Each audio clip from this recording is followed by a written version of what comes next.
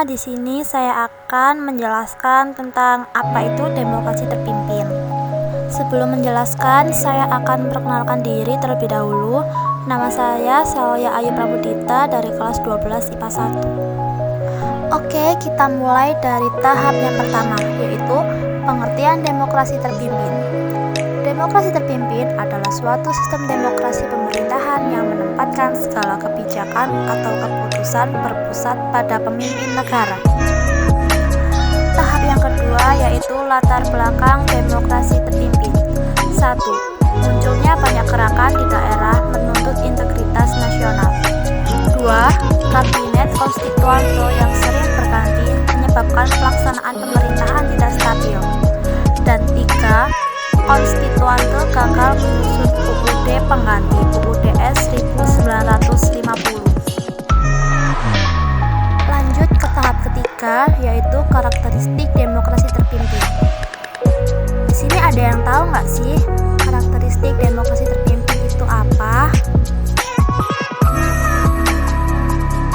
Karakteristik utama demokrasi terpimpin adalah penggabungan sistem kepartean dengan terbentuknya DPR-DR.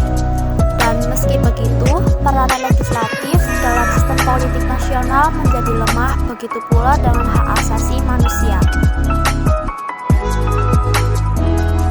Selanjutnya, kita bahas ke tahap keempat, yaitu hubungan PKI dan Soekarno. Hubungan PKI dan Soekarno pada masa demokrasi terpimpin merupakan hubungan timbal balik.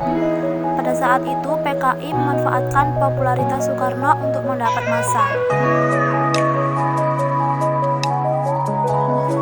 Tahap kelima, terdapat peristiwa yang terjadi pada demokrasi terpimpin. Kira-kira ada apa aja ya pada saat peristiwa tersebut? Yuk kita bahas satu persatu. Di sini yang pertama ada Indonesia dalam gerakan non-blok. Dan yang kedua, peristiwa G30 SPKI. Ketiga, melakukan pembangunan negara. Dan yang terakhir, pemilihan kabinet yang baru.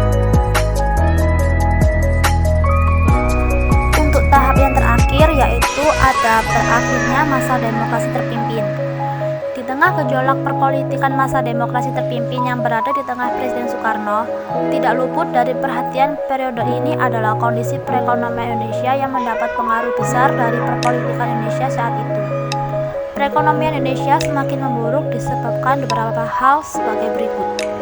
Yang pertama, penumpasan pemberontakan PRRI atau Permesta. Yang kedua, adanya inflasi yang cukup tinggi mencapai 400%.